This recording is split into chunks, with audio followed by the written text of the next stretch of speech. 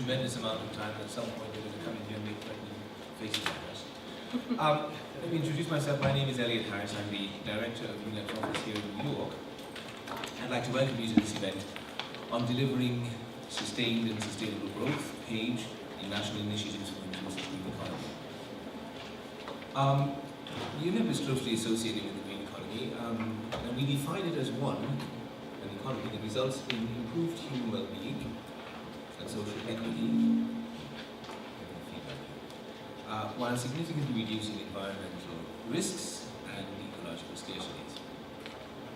The green economy offers employment opportunities and the possibility of economic growth. It would have to, otherwise nobody would take it seriously. But it does a lot more than that. It offers opportunities for job creation and for jobs that are created that can be green, and likely to be more decent and more sustainable over time. The growth that it does obtain will be at rates that are comparable to growth under business as usual models, but they will be sustainable, these rates, over much longer periods of time because the economy will be operating with greater resource efficiency and less of an ecological footprint. So the green economy delivers on both economic and social objectives, but most important of all, I think, is that it is an economic model that can do both the economic and the social, but doing so in a way that reduces the environmental impact. It enables us, therefore, to reach greater prosperity for all within the planetary boundaries. At the Rio Plus 20 conference, member states acknowledged that the green economy, as they put it in the context of sustainable development and poverty reduction, would be an important tool for achieving sustainable development. There were some reservations, of course. Some saw a potential that the green economy could lead to additional conditionality or to protectionism, but policymakers in capital increasingly are looking upon the green economy as something else. It is a framework for accomplishing the transformation that is needed to achieve sustainable development. Transformation towards sustainable patterns of consumption and production, towards more inclusive and socially equitable forms of economic growth, and also towards a shift in the way society assigns value to the natural world around us. A whole range of innovative economic and environmental policy reforms, fiscal measures and green investments are needed to effect this inclusive green. The opportunities for green job creation, for profitable green investments and poverty reduction are large, but constructing a sound economic framework for sustainable development does require the involvement of everyone, the private sector, the public sector, and civil society. One has to identify national green sectors, strategic ones. One has to assess green economic policies, and one has to build up the required technical, technological, and financial capacities that will be needed and that are central to this project. In other words, transformational change can happen. In fact, it is already happening in many countries around the world, but it doesn't happen by itself. It does need enabling policies, a conducive framework, and it needs conscious effort. And that is where the PAGE comes in. 5 UN agencies, UNEP, ILO, UNIDO, UNITAR, and UNDP, have joined forces in the Partnership for Action for the Green Economy to assist nations in transforming their economies to eradicate poverty, to increase jobs and social equity, and to strengthen livelihoods and economic stewardship. Through all of this, we will attain and sustain growth, but compatible with the Sustainable Development Agenda and the SDGs. Mongolia and Peru were the first 2 countries to join PAGE, but others have joined as well. I cite Burkina Faso, Ghana, Mauritius, South Africa, Senegal, and many other countries have expressed interest in working with us in one way or the other. It's almost an embarrassment of riches, if you will, because sometimes we wonder if we can meet the demand. We're fortunate to have today with us the President of the United Nations Environment Assembly, Madam Oyun Sandersohn, former Minister of the Environment of Mongolia, Member of Parliament of Mongolia, mother of the green economy in Mongolia, if I may say that. She's guided Mongolia's efforts towards the green economy, and she is going to give us a keynote speech that will outline Mongolia's experience, which I think is instructive and illustrative of how PAGE can work, and above all, how the green economy can help countries progress towards sustainability. We'll then have a panel discussion. We have three distinguished panelists with us. Mr. Ramalu from the Department of Environmental Affairs of South Africa, Mr. Schuster from the Directorate General of the European Commission, Director General for the Environment, and Dr. Shamsat Akhtar, who is the Executive Secretary of UN ESCAP. But before we get started, I have the privilege of inviting the Guinea President to help me launch a new official website of the page. There's a button that has to be pressed, I'm not sure which one.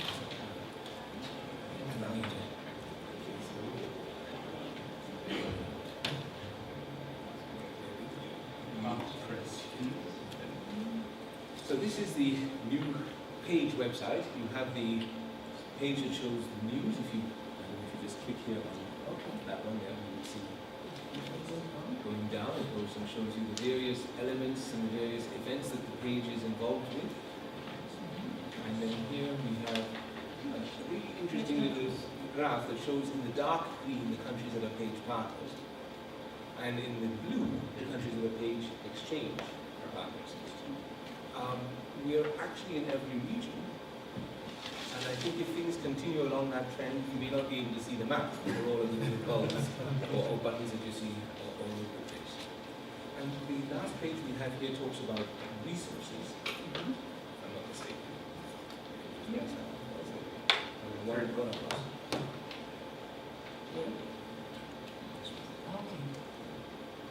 Resources, which highlights all of the various ways in which the page can be of assistance to the member states, to the partners, and to the exchange partners. I encourage you all to read, to access the site, and to sort of inform yourselves about how the page operates, what it does, and at the end I think we'll bring back up the page that shows the address, the web address, and there we are. Thank you very much. Thank you for loading us.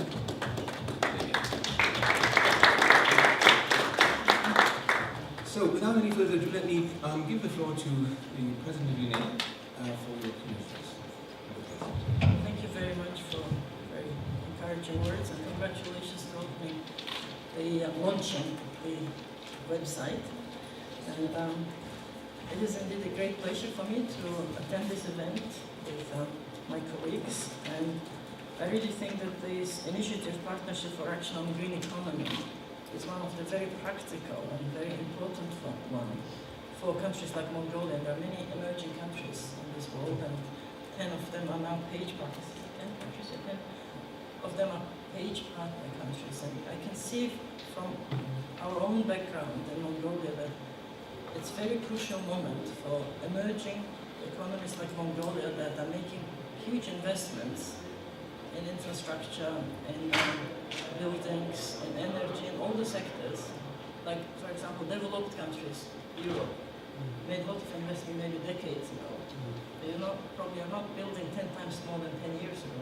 Countries like Mongolia and many other countries are actually investing 10 times more than maybe 10, 20 years ago. And again, what we know usually is investing in a brown way. But everybody is now told, no, you're not supposed to do the old way.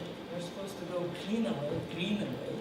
And so the initiatives like PAGE actually will help countries like Mongolia to find the knowledge, technology, solutions, maybe design.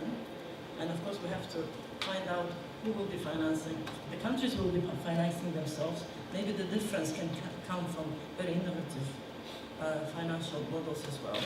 And so that we don't repeat the old mistakes of, retrofitting everything after 10 or 20 years. I think it's a very crucial moment. And the good thing is that many countries actually have launching their, green development models. Like Mongolia, last year our parliament approved a green development strategy for Mongolia. And for example, China has their eco-civilization plan for their 5-year plan. And South Korea is very well known for green growth strategy. And so many countries in our region, Asia, have their own strategies. But so it's very important now with this political will and also changing the public attitude, insert those solutions and policies into the real action. And I And as Mr. Harris indicated, apparently this PAGE initiative, or the idea was born at Rio Plus 20 conference. Also United Nations Environment Assembly, which I'm chairing until next May, when we will have UNEA 2, was also born at the Rio Plus 20 conference. And green economy in the context of poverty reduction was acknowledged as an important tool for achieving sustainable development. Now, as you all know, the SDG 8, Sustainable Development Goal 8, the draft, in order to become drivers of the sustained and sustainable growth, which is aimed for an SDG 8, economic frameworks must be built around sustainability. So PAGE has been in operation for 2 years only, and I think it's already assisted many countries in very real terms. It is a source of inspiration that, as I mentioned, there are these new green and sustainable development policies are coming up, and the strategies are coming up in many countries. And I understand, for example, that small island developing states, least developed countries, emerging economies, BRICS, and industrialized high-income countries are also making this investment, major decisions in trade flows. And partner countries of PAGE were already mentioned. And we had, for example, first forum of Ministers of Environment of Asia Pacific in mid-May in Bangkok, where Madam Akhtar was very actively participating as well. And the President Tong of Republic of Kiribati highlighted the need to invest in the green-blue economy that place people at the center of development. And the outcomes of this first forum of Environment Ministers of Asia Pacific highlighted the priorities for the region that would be critical stepping stones towards the inclusive green economy, which will include addressing climate change and enhancing resilience, decoupling economic growth from resources and pollution, maintaining biodiversity and sustainable provision of ecosystem services, among other issues. As I mentioned, Mongolia is the first country to join PAGE in 2013, and in June 2014, a year later, we adopted Green Development Policy, which includes very specific 14 targets by 2020 and 2030. And I'll give you some examples of what PAGE has been doing in Mongolia. PAGE is helping, for example, to draft an action plan, a complete action plan of that strategy for different sectors. And it's wonderful that 5 UN agencies are working together. A lot of, for example, training is undertaken by UNITA, on green economy, on other capacity building issues. And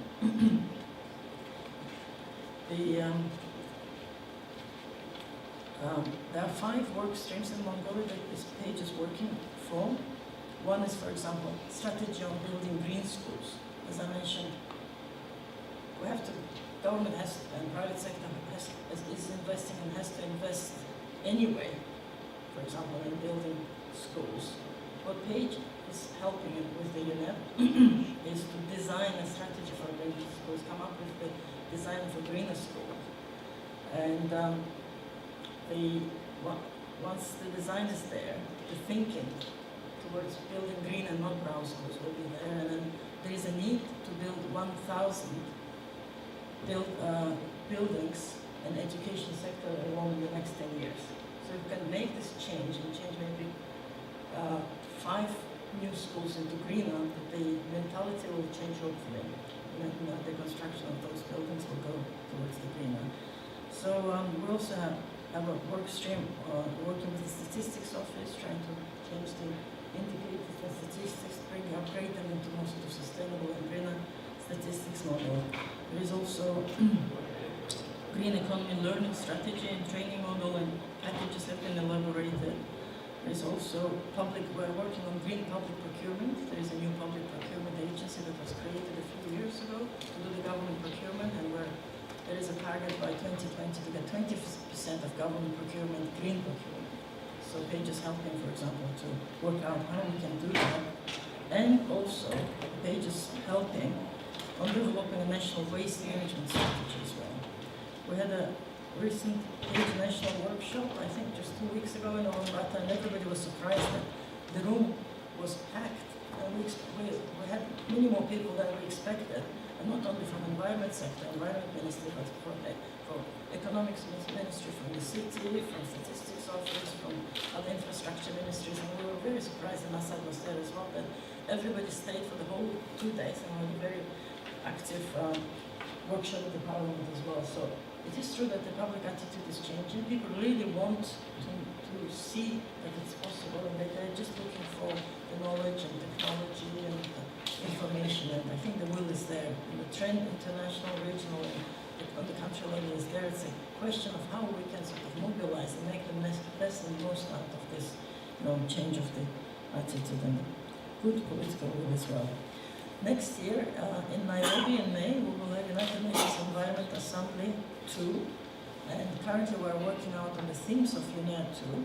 Of course, the overarching theme should be post-2015 agenda. It will be one of the big events after post-2015 and also after Paris COP meeting in December.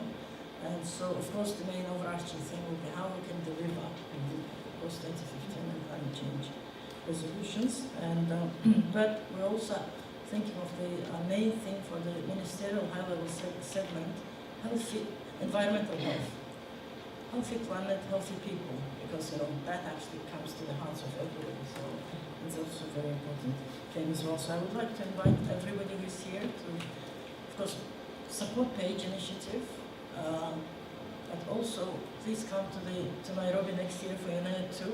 It's last year we had more than 150 countries participating, environment ministers, many UN agencies, and UNEA with the Rio Plus 20 mandate the idea is for UNEA to be the main body to put the environmental agenda, global environmental agenda, and pursue it globally as well. So thank you very much for your opportunity, for this opportunity, and thank you for everybody coming to this.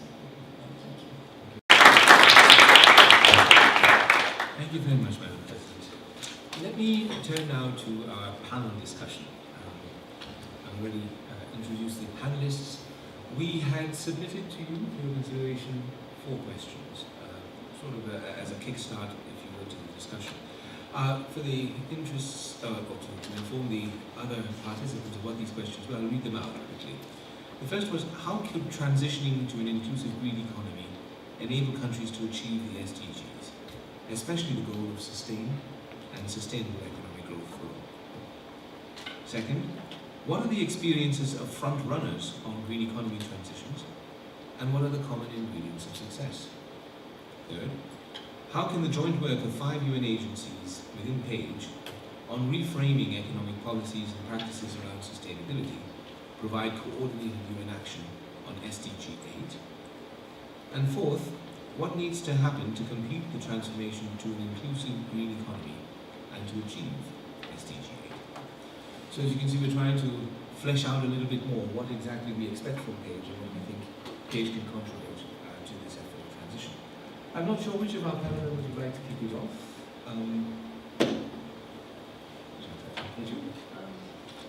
I didn't receive these questions. Oh, I'm so sorry. So I'm not going to stick to the question, very good. but perhaps talk about a few things which would be pertinent for Page, and also, as I see there's a lot of synergies in what we do and what Page is doing. I think you kick-started by defining green growth, and I think conceptually green growth has come a long way from being looked at only as a resource efficiency driver to actually now looking at dimensions of social inclusiveness, and that's what is more attractive about green growth, the advancement and the thinking of it as I see. I think it's also important as we tackle through the issue at a time when we're launching the post-2015 to get a better understanding of the strategic elements of sustainable development agenda, in which the green growth plays an integral part. So kind of how does the dynamics work? I also thought it would be interesting to touch on the examples of country level and regional green growth initiatives from our region, Asia Pacific. And also, I'd like to point out to what role SCAP can play to further advance the Sustainable Development Agenda, including RIM, because I do see we are running on parallel tracks with Page here. I think it's very clear to all of us now in these corridors that the new development agenda emphasizes social justice, ecological sustainability, as the two key fundamental policy objectives, rather than as secondary consideration to the growth, to economic growth. This essentially has, of course, involved a lot of rethinking and a shift to a different growth trajectory. Some countries have had that soul searching, others as yet have to come to speed, as I see. But at the bottom, the key thing is that underlying is resource efficiency with the mix of sustainability and social justice. And of course, you've already pointed out the need to reflect on the balance between present and future and the planetary boundaries. In shaping coherent and integrated policy frameworks for sustainable development, there are of course a number of strategic elements that must be kept in view, but from our perspective now we are talking much more about social welfare that promotes wider social protection and social justice, dealing squarely with growing inequalities that of course negatively impact and undermine sustainable development or green growth itself, respecting planetary boundaries by shifting from resource intensive to resource efficient growth paths, and treating expenditures on social and environmental protection as investments in critical forms of capital. And finally, supporting sustainable development through regional partnerships such as yours to make available the finance and technology that's needed. Building on our work, which was, I believe, originally launched in 2005 at SCAP, we now actually do have a pioneering regional strategy to achieve environmental sustainability while sustaining economic growth. And Mongolia has been a very important partner with us. The Low Carbon Green Growth Roadmap for Asia and Pacific, developed by SCAP in 2012, includes about 100 case studies from the region. It provides practical policy recommendations on how to transform perceived trade-offs between ecological and social well-being and economic growth into synergies where resource constraints and climate change can turn into real opportunities for growth. This work that I've talked about is further supported by an innovative e-learning platform on low-carbon green growth. More than 1,300 professionals from public and private sectors, academia, civil society have already registered to our training programs. And some examples from our region will also be illustrative about how we have worked with countries, but how countries have led the path to green growth and guided us all mutually. And the country that stands out is the Republic of Korea, the low carbon green growth. It's a country, the low carbon green growth is the country's guiding development strategy. It has set a target of reducing emissions by 30% by 2020, relative to a business as usual baseline, and it's investing about 2% of GDP annually in green growth related investments. It may come as a surprise to some that actually now Pacific Island economies are focusing on improving energy efficiency and increasing renewable energy sources. And 8 countries have developed green growth strategies. Vanuatu's Energy Roadmap 2013, for instance, explicitly addresses these essential linkages that we have talked about, energy, poverty, and development. China, the main player, is committed to achieving green economy, and it's very much integrated in its 5-year plans, but more so in the 12th 5-year plan, and it incorporates environmental goals, including the reduction of carbon emissions and energy consumption per unit by close to 16 to 17%. The plan also has strong accountability mechanisms built in at all levels of the government, be it the urban governments or state governments or local governments.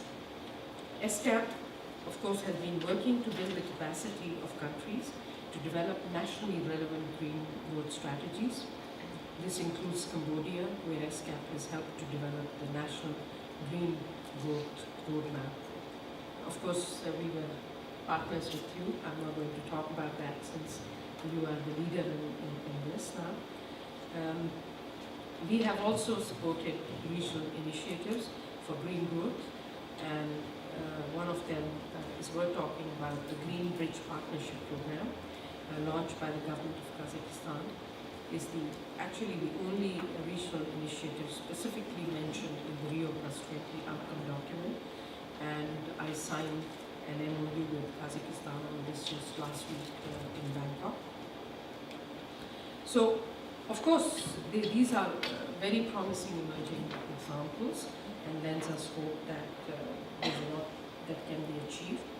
But despite these examples from the region, integration of 3 dimensions of sustainable development into national policy frameworks and means of delivering on the potential synergies remains still an elusive concept, which means our work is cut out. We really need to work harder on getting people, policymakers understand the integration part of it, and also how it's intricately related to the question of inequalities, which is relatively less understood. And I'm really proud to report that on request of the member states, our commission this year deliberated on the questions of integration quite a bit through a special study that we completed, and we were there for its launching. And I would very much recommend that you look at our website on that. So I'd like to conclude, given that we have very good panelists also that will add more value to what I have said, that I do believe green economy presents a framework. And as I see, there is always a tussle whether you're talking about sustainable development or green economy, and I've heard different views from different people. As I see, greening cannot be achieved without sustainable development. So I would say it's a larger landscape, but I think the two I would reinforce each other, and better we look at the two sides of the same coin. Our biggest challenge, of course, is to recognize that underlying all this, what is important is inclusivity, and I always talk about, and we have to, of course, be inclusive in a number of ways. We have to collaborate across sectors. We have to be inclusive in how we design our policies, that they are not harming but benefiting people, and of course achieving the integration that I talked about.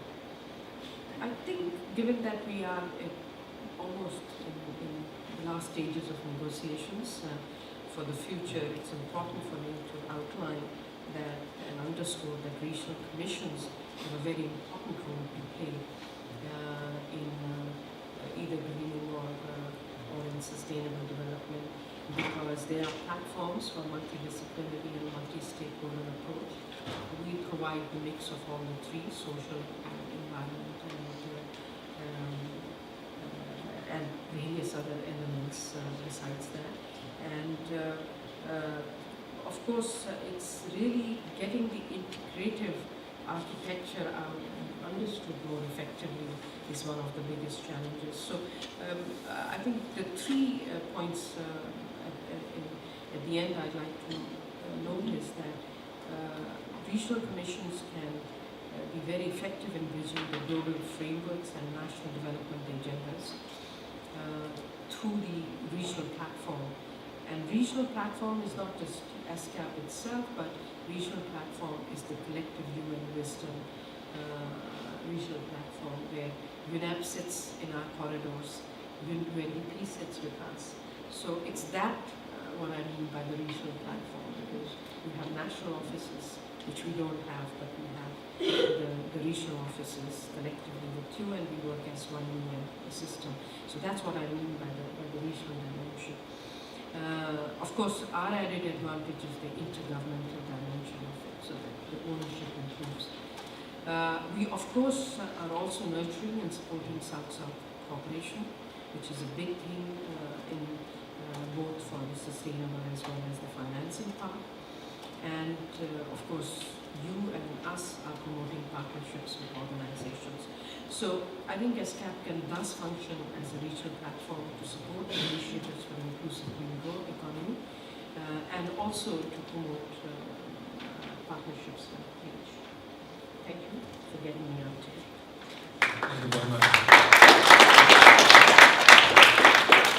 I wanted to say, since I was the last minute inclusion in this panel, perhaps that's why I didn't receive the questions. So I apologize, but I'd be happy to answer them now that I've delivered. Let's hear right now to Mr. Ramadan from South Thank you very much, and thanks for inviting us to be part of this panel. I think just to kickstart the engagement, the whole notion of integrative approach. When we were having these negotiations in Rio, I think the whole question of what is green economy and what green economy is not was a bit elusive in the discussion. Hence, the agreement that green economy is a tool towards the attainment of sustainable development. It's not either or. It's just a tool that will catalyze the attainment of sustainable development.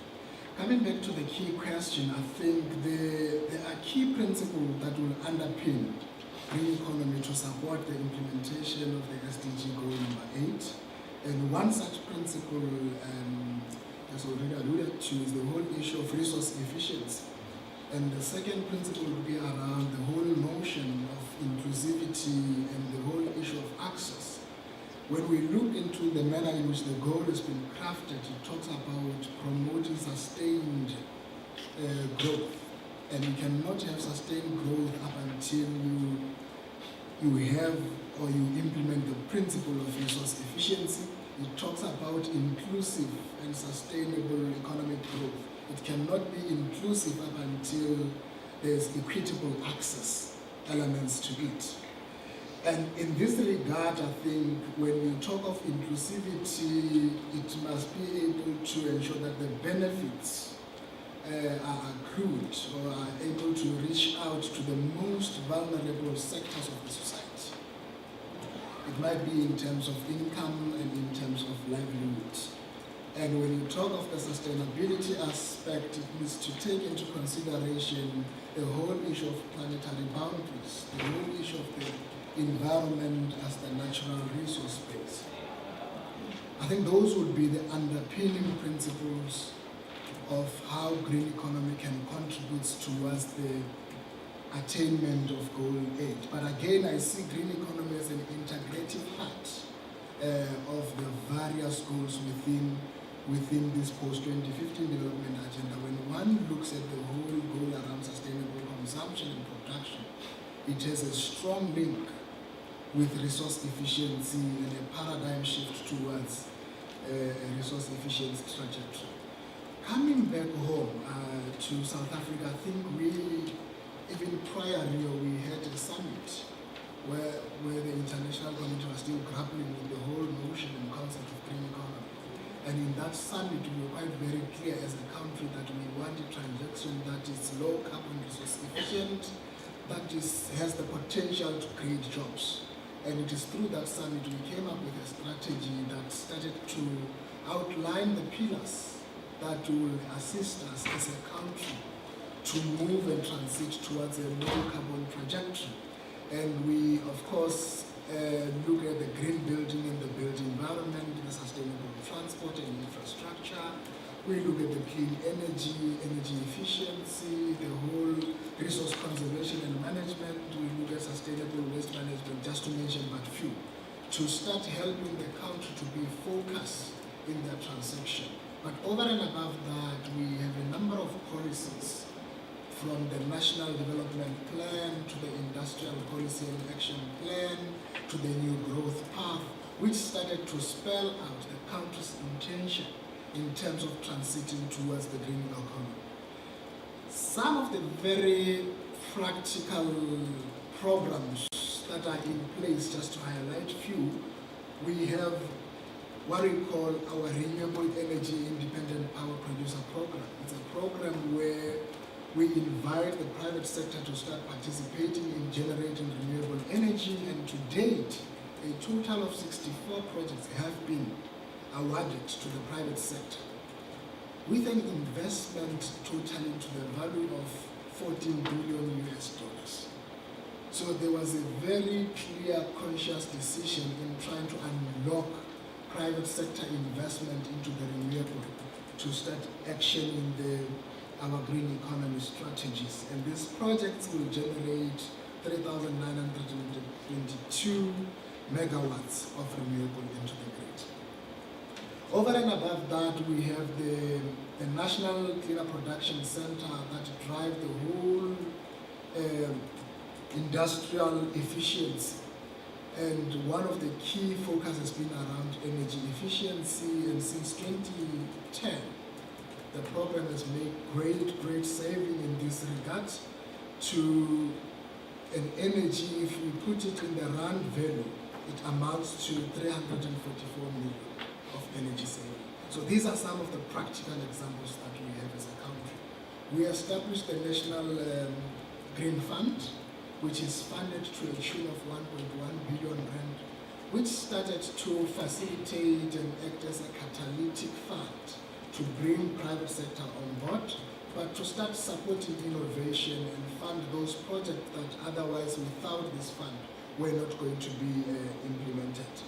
We have just a number of examples. We have the BRT, the BRT that has been put in place in most of our key towns, in Gauteng in particular, which starts to bring the whole issue of integrated transport system in the country to move people from their own private cars to the public transport. We have the speed train and so forth. And all this intervention is starting to unlock and change the mindset and the behavioral pattern to change in terms of the resource efficiency. But I think, briefly, as I conclude, just to say, as the Department of Environmental Affairs, we started looking at the built environment in the built sector. And we have one of the 6-star rated green building, as I'm talking to you now. And this green building starts to boost the whole water harvesting systems, and some of our lights are powered through the renewables. So that starts to show you a government that does not talk only, but a government that ensures that it implements its policies. Coming to page, there are a number of initiatives that I can mention in the country, but coming to page, I think what is critical is we need to acknowledge that countries are at different levels. And there are countries that will require support in terms of putting policies together. There are countries that will require support in terms of putting frameworks together. And there are countries that will require scaling up of certain initiatives to make maximum impact. And I think that's where Page will play in the space by synthesizing what already exists and look in terms of where are the opportunities to replicate some of the working models in other countries. Of course, there will be those countries that will require capacity support in terms of your expertise, in terms of your model of the green economy and the targets that the countries have set for themselves. But I think most importantly, we need to build systems if we are to measure our transition. We need to have monitoring and evaluation systems. We need to have expertise that will start to do an impact assessment of the investments that we put into the green economy transition. I think those are some of the the key element that I think Page will do. And like Madam has already indicated, as a country, we are talking about this integrated approach, and we want the whole notion of delivery as one, the whole notion of the UN system being able to be more complementary in terms of assisting countries in their transition to a green economy. I think I'll leave it at that. That's what we are doing as a country, and we believe that green economy, sustainable consumption and production are the integrative parts of a paradigm shift towards a resource-efficient trajectory if post-2015 is to be a transformative agenda. Thank you very much. Country, two specific country examples. We've had one regional example. Let me turn now to Mr. Hans Schuster from the European Commission for another regional example.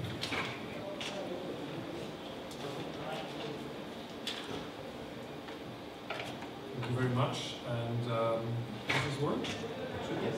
It does work. Okay. It's a bit difficult to hear from this side whether it works, but I trust that it does. Well, thank you very much for giving me the opportunity to talk a little bit about the European experience with green economy, with green growth, and obviously we have a slightly different perspective on this issue. I think the point that my neighbor made is extremely valid. Your country is doing heavy investments, 10 times more than 10 years ago maybe, whereas that is certainly not the case in the EU, where it's more a question of incremental investment. But nevertheless, as this is a long-term enterprise, it is important to make the right steps right now in order to avoid that we are locked into a kind of economic development that is detrimental to sustainability. I thought in preparation to this event it would be useful to have a look at what the European Environment Agency has said about the environmental problems in the EU and how to tackle those. Because as you know, we have over the last 40 years or so developed a fairly dense system of environmental policy into the hundreds of pieces of individual legislation covering almost every possible environmental area. And yet the EEA, the European Environment Agency, tells us that in many instances there are persistent environmental problems within the EU that we somehow don't seem to be able to tackle in a fundamental or definitive manner. An example, I think, is air pollution, where we continue to have a number of places within the EU that have very grave air pollution that, despite the legislation that we've had in place for a long time, don't seem to be going away. And their analysis is that that is very much linked to our systems of consumption and production within the EU, whether that is in the field of transport, the fact that the vast majority still uses private transport, cars in particular, to go to work, to school, and wherever. It has to do with the still prevailing mode of electricity production within the EU, which is still to a very large extent based on fossil fuels. So those are persistent problems that are linked to our current system of production and consumption. And another point that the agency makes is that neither the environmental policies on their own nor economic and technology-driven efficiency gains will be sufficient to achieve our vision to be in 2050, as we have called it now, living well within the limits of the planet. So existing environment policies, existing technology gains are not sufficient to arrive there in 35 years' time. So they say fundamental socio-economic transitions are needed. It includes systems that meet our needs, such as energy, transport, food and material use, but also changes in the education system, in the financing system, in the health system, and last but not least, the taxation system.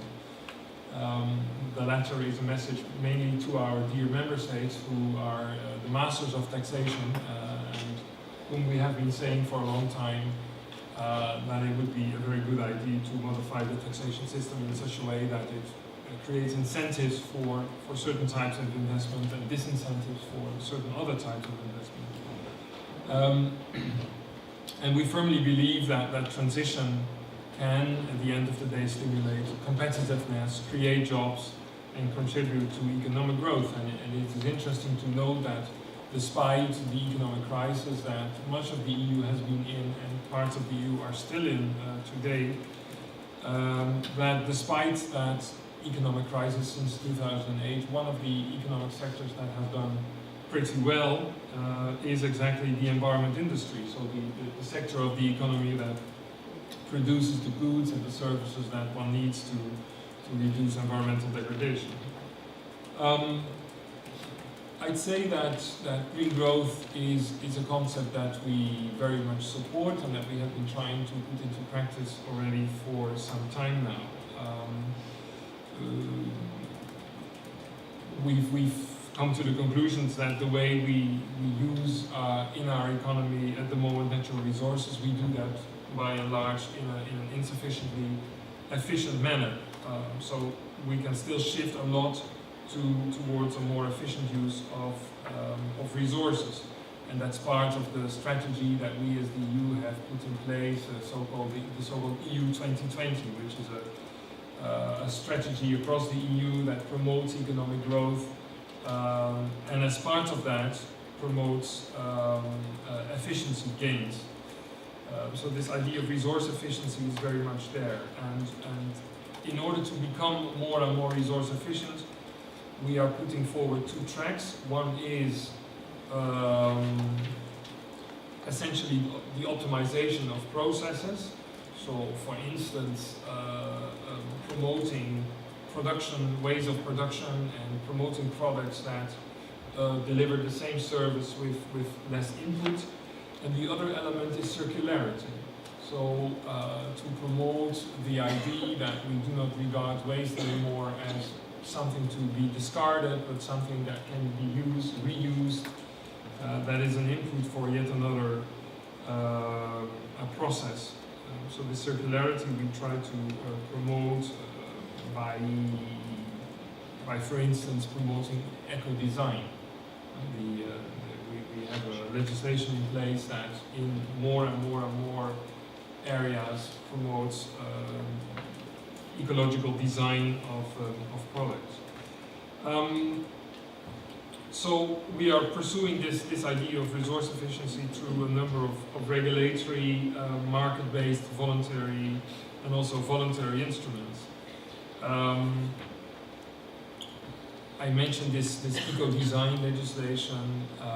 We're also trying to step up efforts to stimulate private investment in resource efficiency. We are trying to involve businesses, municipalities, consumers in creating or using resource efficient business models. We try to work towards phasing out of environmentally harmful subsidies.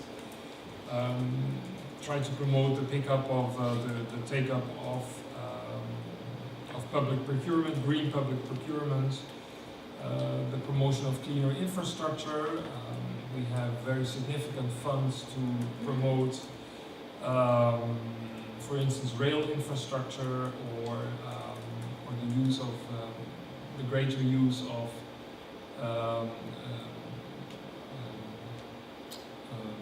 water routes, what we call the highways of the seas. We also try to use as much as possible our funds for research and development, and in fact the intention is to be using the SDGs as they will be adopted in a few weeks' time, to use them as the principal hook for steering research and development in the EU, at least at the EU level. So there's a number of things that we try to do at the moment already to promote resource efficiency and circularity, as I mentioned. Then, perhaps finally turning to PAGE. PAGE is something we support. We were very much in favor of the inclusion of green economy at the time in Rio + 20, and I think we've had a fairly fundamental debate at the time when the outcome document was discussed exactly on that point of green economy, and even though I think the views at the time were diverging, I think we're quite pleased that it has been placed so firmly within this context of sustainable development and poverty eradication, because I think it's probably the way to ensure that that kind of concept spreads throughout society. So we support PAGE, we have supported financially, and we will continue to do so. We at the same time try to also support the implementation of the 10-year framework of programs on sustainable production and consumption, which was one of the very positive outcomes of Rio + 20, also the adoption of the 10 YFP. And it's important that beyond the current governance structure that we have for the 10 YFP, we also begin to implement that on the ground. And we very much welcome the work of UNEP in that regard. And the final thing that I would like to mention is that from the side of the EU, we are supporting what we call Switch to Green, which is a program that we have very successfully used in Asia to promote, especially amongst small and medium-sized enterprises, the take-up of more sustainable production methods, and we try to do the same thing now for Africa and in the Mediterranean. So that's a third element that I think is worth mentioning here, and that in my view is fully consistent with the approach of the application. Thank you. So thank you very much, Hans. We're going to turn now to the open part of the discussion. We have about a little under 20 minutes left. But before we start, I'd like to ask Tim Scott from UNDP, one of our PAGE partners, if you'd like to say a couple of words to us about that. I'll just pass this over to you. Thanks very much, Elliot. I don't want to take time away from the discussion, and the panelists already highlighted so many points. Maybe just to touch on two. First, on behalf of PAGE, maybe a call out to some of our important partners whose expertise and experience and finding have made PAGE partner. Many of them are in the room, including, of course, the EC, also Finland, Norway, South Korea, Switzerland, Sweden, and the UAE. The second point I wanted to make, just briefly, I wanted to pick up on points that many of our panelists made, including Elliot, and that is that if we take as our starting point the idea that PAGE and the broader set of green economy initiatives are a key means to advancing the Sustainable Development Agenda, and at the same time, if we know that a program like PAGE is only reaching directly a small number of countries, as Elliot mentioned, we can't respond enough to the growing demand. Just to highlight the point that events like these and other mechanisms through the Green Growth Knowledge Platform are key to sharing experiences, to sharing learning within and across regions. And just to finally kind of close the loop on this, as we've heard, there are many other partners outside of PAGE and other initiatives. Of course, the regional commissions, of course, other parts of the UN family, including DESA, and of course, other key partners such as Germany and the Netherlands, who are also a key champion of green economy approaches, and as we just heard, other very complementary initiatives, including Sustainable Consumption and Production Program, Switch to Green, others such as the Poverty Environment Initiative, and other regional initiatives such as the Green Bridge Initiative. So I just wanted to highlight those points. I think the panelists were excellent and covered many points, and I think that would be great to hear from others in the room. We open it up then by first recognizing Mrs. Helena Younghan, I hope I pronounced that correctly, from Finland, who wanted to make a brief statement. Thank you, Chair. Thank you for the panelists for your insights. I think that the panel and the key address very well showed that this issue is truly universal, and different countries and regions really need help with it. Finland supports the work of PAGE, as we think it's valuable and important in supporting and facilitating countries' implementation process, as it offers services to countries to create green economy policies and taking them forward, as well as creating enabling environment and raise awareness of what is needed to implement the SDGs. As we've heard during this year's HLPF, we need integrated solutions, and that's why we feel that PAGE can support implementation of several SDGs. Next year's HLPF is a good place to discuss how countries are integrating the Universal Post-2015 Agenda with its goals and targets into their national plans. And we hope to see that many countries will adopt the idea of PAGE and put sustainability at the heart of their economic policy making. Today's discussion is very timely in that sense, and as the chair said, change is happening, but it doesn't happen by itself. Thank you. Thank you very much. Okay, opening it up. We've heard presentations from 2 countries, 2 regions. We've heard a lot of different ways in which countries are affecting the transition and putting in place the measures needed for transformation. What I have not heard, though, is that anybody told any one country, thou shalt, you have to. It's a condition. Countries are doing it because it makes sense. No? They're doing it because they want sustainable development. So I think we can, at least among ourselves here, effectively put to rest that some of the concerns that were expressed 3 years ago about what the green economy is. We know what it is not. It is not conditionality. It is not protectionism. PAGE is a way to help it. The floor is open.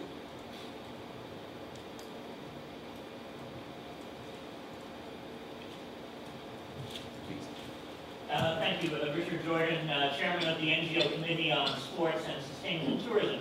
Hans, what I didn't hear, and I know that tourism falls under the 10YFP of UNEP, where that's housed. What I didn't hear was how can we make the tourism, or how can we encourage the tourism sector, which is so vital for many countries, to become not just more sustainable, but more conscious of reuse, renew, and recycle. Are there initiatives that PAGE is working on within the EU to do that? I know Ambassador Do from the Republic of Korea has her STEP program, Sustainable Tourism Eliminates Poverty, but within the EU, is there something that's going on? How about if we take a couple more questions and comments and then we can try to respond to you? We'll have to discuss this from a Anyone else? Please, Elaine. Hi, Elaine Geyer from WWF. Just a question, there's some other, are there other integrated models that are being proposed now after with the SDGs and additional initiatives that PAGE is seeking to link to? I think it's very encouraging to see 5 UN agencies collaborating. Are there other models that are out there that also need to have perhaps links built to at national level? We'll take a couple more before we start to respond.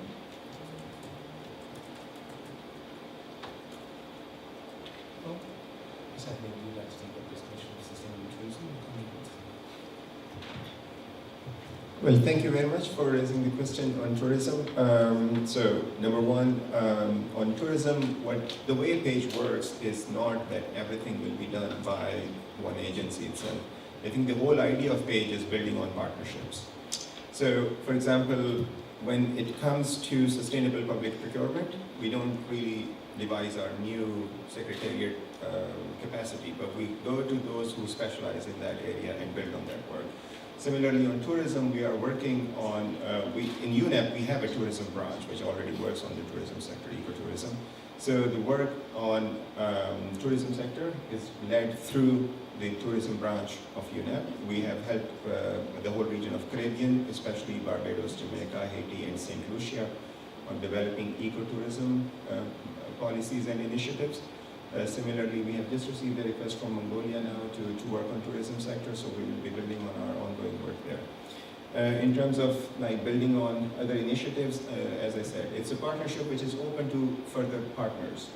And we build on the existing work. So in Burkina Faso, where PEI was already working, the Poverty Environment Initiative, as well as Switch Africa Green. So we have developed a joint work program for the country, which is between 3 initiatives. We have a joint coordinator, so we have one coordinator who is managing the 3 initiatives, and the reason for that is the best way to use the limited resources we have for green economy to deliver results. Similarly, in Mauritius, which is a PAGE country, we are working together between Switch Africa Green as well as the Green Economy and the PAGE initiative. Thank you. Thanks, and thanks for the good question. Just to complement, so in addition to linking with other related programs, many of these programs also have a slightly higher conceptual base. And fortunately, the green economy concept that we have is broad enough and inclusive and adaptive enough in a non-conditional way, so that it can fit in very nicely both with related concepts of ecological civilization or national happiness. So conceptually it links very well. Programmatically, you've heard a couple examples. Just one more example to your question within the broader Sustainable Development Goals framework or the emerging framework. I'll speak within the UN context. So as part of efforts to support national government and other partner efforts to align with and adapt and respond to the needs of the new SDG agenda, the UN system is rolling out a kind of a broad framework within which encompasses the green economy concept, and which is very much informed by PAGE and the learning coming out of PAGE and similar green economy concepts, which is to set a broad base of aligning with the SDGs, accelerating progress and overcoming key bottlenecks in drawing on the experience of the Millennium Development Goals, and also looking at a range of policy and program points, all of which are entry points for PAGE and similar initiatives to come into. Thanks, Jim. Anybody else? I'm not sure if I saw any other questions. We had the first annual meeting of the PAGE last March in Dubai. We had quite a few ministers there. What struck me was that they weren't all ministers of the environment. There were ministers of the economy, ministers of social affairs. It was really an eclectic mix, if you will, which highlighted, underscored for me, I think, the way in which country authorities, planning instances, stakeholders, civil society are looking at the transition of the green economy as a multifaceted challenge.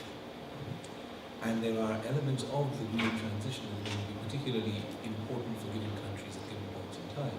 But those points of priority may change and may evolve as the country itself evolves and changes.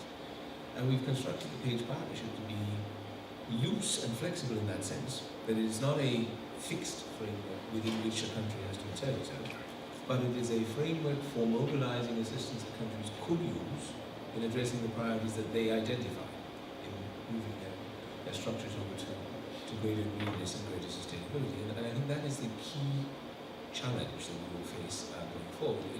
And one of the reasons why we've constructed this deal open partnership, we can bring in more and other types of expertise in the service of the member states.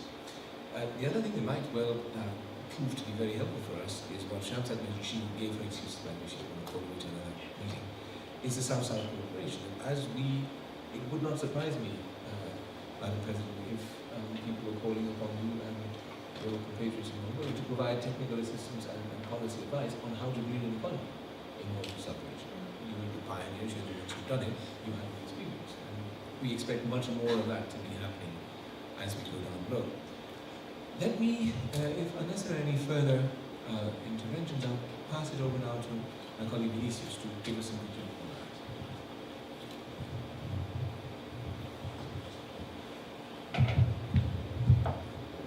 Thank you so much, Elliot. Good afternoon, everyone. My name is Vinicius Pinheiro. I'm the Deputy Director of the ILO here in New York. I've been following these negotiations since Rio and then the Open Working Group. So I can tell you exactly what is behind each one of the words that compose Goal 8. Goal 8, by the way, has one of the longest names in the whole set of goals. We're just behind Goal 16, it's a quite tough one, and Goal 15. But Goal 8 is about promote sustained, inclusive, sustainable economic growth, full and productive employment, and decent work for all. It's about growth and jobs. And here it's important to say and because at some point someone said growth with jobs, and then member says, no, we want growth and jobs on equal footing, so it's and growth and jobs. And of course, not any type of growth and not any type of jobs. We're talking about inclusive, sustainable, and sustained economic growth. There was, I think, Mr. Ramado explained quite well why it needs to be sustained and sustainable. And there were a lot of formulations why decent work should be part of the goal, because it's a really a magic combination. It has a truly transformative power in combining decent work and inclusive and sustainable growth. Has an enormous potential transformation power. And this is about transformation. If we kept like a standalone goal of decent work, it would be just business as usual. It would be again means of labor, talking to social partners in business, how to promote employment policies. And those who create policies actually are the Minister of Finance, Planning, and Environment. And at the same point, when you design, when you set your interest rate, you have to take into consideration what is the impact on jobs. And here in the US, full employment is the ultimate objective of the Federal Reserve. So it affects macroeconomic policy there. So the combination, whatever you talk about Goal 8, so decent work and sustainable growth should be together. These are the two sides of the same coin. These are the three challenges. So it's very important that we keep this consistency with what member states just put on the table, because we know that jobless growth is not sustainable. And here we have 40 million young people getting the labor market every year. By the end of 2030, there will be 600 million people for a job. There won't be sustainability without finding a job for all these people. And no sustainable job creation will happen without economic growth. And we all know that development happens through jobs. And now it's time to implement. So the goal is there, targets are there, targets including on tourism are there. So now it's time, so member states and UN system is looking for mechanisms, tools, and responses to put this in place. And from the 1st of January 2016, UN system should be ready to support member states. And that's why we have a lot of, we're trying to identify what could be like the flagship programs.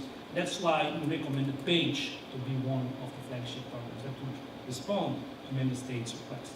PAGE, and also addressing your question, social protection floor is another one, another initiative that also combines all UN agencies around one similar approach and help us acting together. Because one thing that is quite clear in this agenda that nobody has patience, time, and money, and for like a duplication, you see, for not acting together. Not acting together is not an option. So that's why PAGE is so important.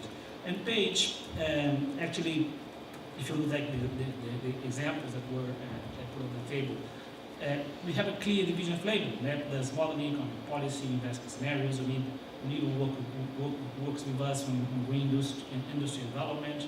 We, ILO, we do the green jobs part, the social protection. UNDP helps on the national development frameworks. UNITAD does training. So we are working together, of course, the division of labor varies from country to country. We respect some guiding principles that are quite important. Country ownership, focus on programs and policy reforms, linkages with development planning, with sustainable development planning. We are really getting out of this sector approach. We go for a multi-sector engagement and multi-stakeholder engagement as well. And we have a joint committee resources a committee for results, and also a collective learning peer-to-peer support. So I think PAGE is an example of how the UN system should work together in other areas. So we're putting here PAGE not only as a way to respond to GO8, to the multi-sector challenges that we have in GO8, but also as a model on how UN system could work together in responding to the challenges. Thank you so much. Well, colleagues, dear panelists, I look at my clock, it is 14:29,